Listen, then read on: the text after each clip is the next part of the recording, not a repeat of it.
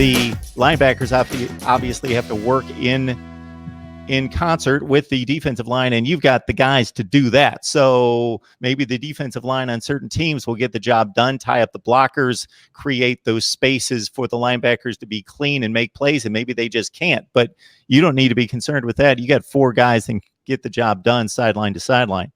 Yeah, absolutely. Shaq Quarterman, Michael Pinckney, Zach McLeod, Romeo Finley, as good a group at the second level on defense that anybody in America has. And I know that all four probably will not be on the field at the same time. Obviously, that third linebacker spot comes off for the striker position. And then, Zach McLeod maybe moves into the second team or the rotation in the inside linebacker positions, as it were. But yeah, all four of those guys have been around. McLeod, Pinckney, and Quarterman have been starting for 4 years. Romeo Finley came on last year, was the most improved player on the team. Absolute revelation in that hybrid striker role. So yeah, those guys are going to have big games, obviously. And the defense is, built around their abilities as well. I know that the defensive line and the penetrating style is one of the calling cards of a Manny Diaz defense, or now a Blake Baker defense, because he's our new defensive coordinator. But yeah, those secondary or those linebackers at the second level, they're going to have to play to the level that we've seen from them. And all four of those guys have made plays to win games.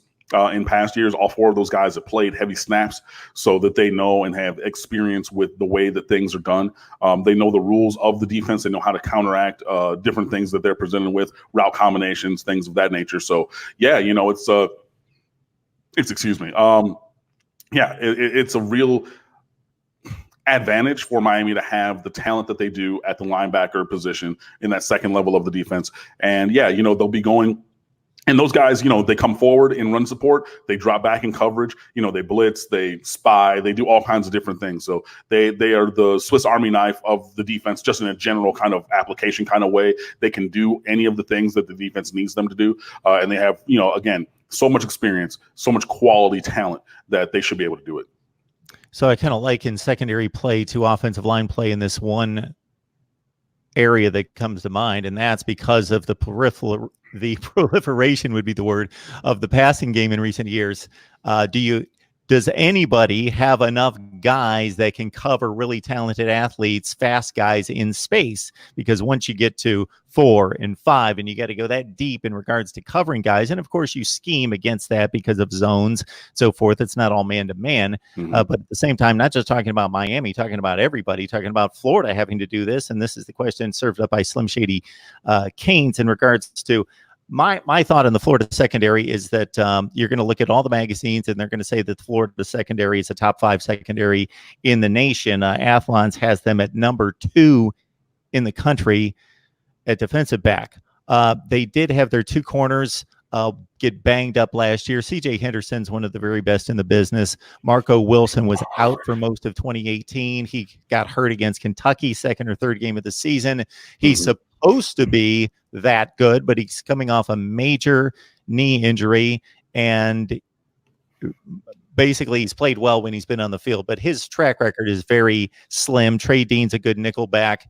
Yes, Florida may have issues in the same vein as we talked about Miami's secondary having issues once it gets to a spaced out set where with 4 and 5 wide receivers, where Florida has to get enough guys on the field to deal with. And where the advantage may come with Miami is what you pointed out just a few minutes ago, Cam, 3 tight ends and if you've got tight ends with combination speed, size, that's difficult to match up for just about any defense. Yeah, it is. And I think that obviously Miami's going to run a lot of 12 and 22 sets. So 2 back, 2 tight, 1 back, 2 tight sets with Brevin Jordan and Will Mallory. And then Michael Irvin II rotating in as well. But Jordan and Mallory are 2 of the best tight ends in America. And that's just going to be an issue for Florida to deal with just because of their varied skill sets. And they can line up in so many different places. But yeah, when concerning or thinking about Florida's secondary, and the question is, are they somebody to be worried about? Out of 6 cornerbacks, 3 are true freshmen and 2 are back from major knee injuries last year for Florida. Yeah, I mean, there's still talent there, so respect all opponents, but fear none, Sun Tzu. So yeah, I mean, do you need to be concerned about that? Yes, a little bit. Obviously, just the whole scheme of defense in general, because Jaron Williams will be making his first start of his career. So understanding where to go with the ball, what the object of the offensive scheme and that play call is going to be, down distance, leverage, things of that nature. Yeah, you do need to be concerned or aware, we'll call it, of Florida's defensive backfield and defense in general.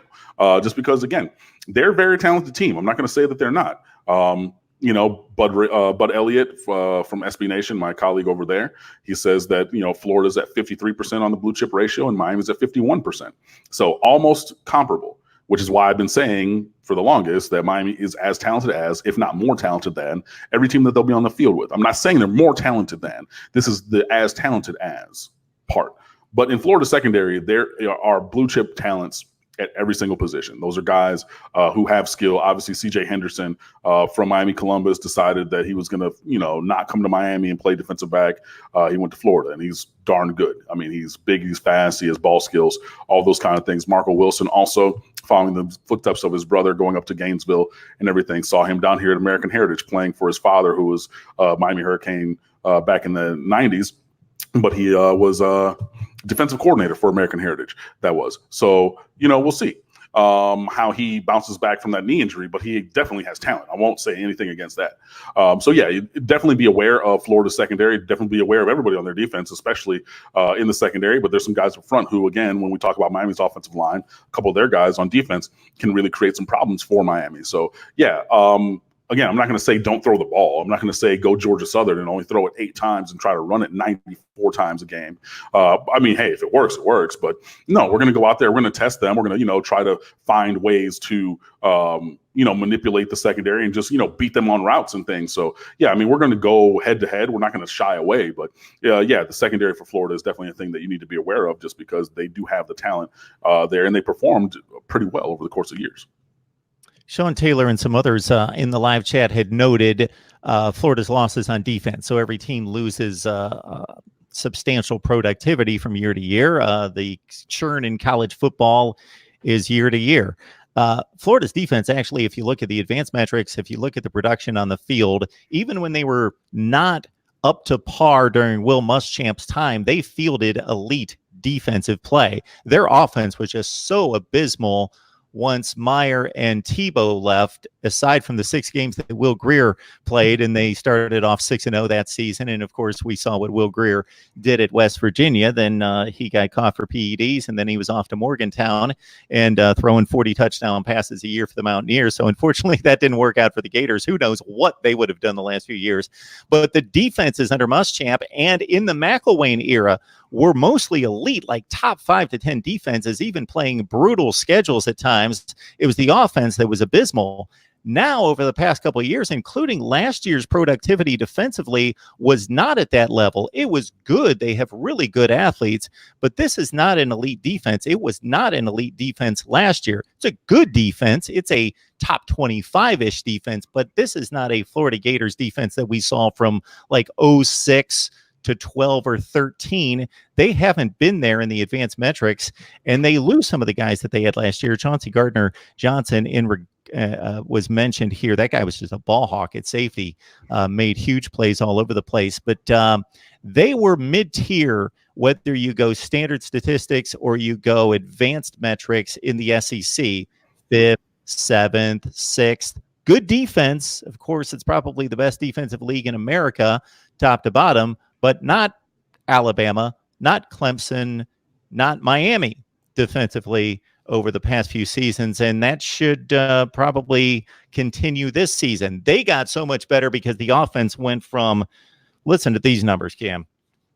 They went from yardage per game, yardage per play.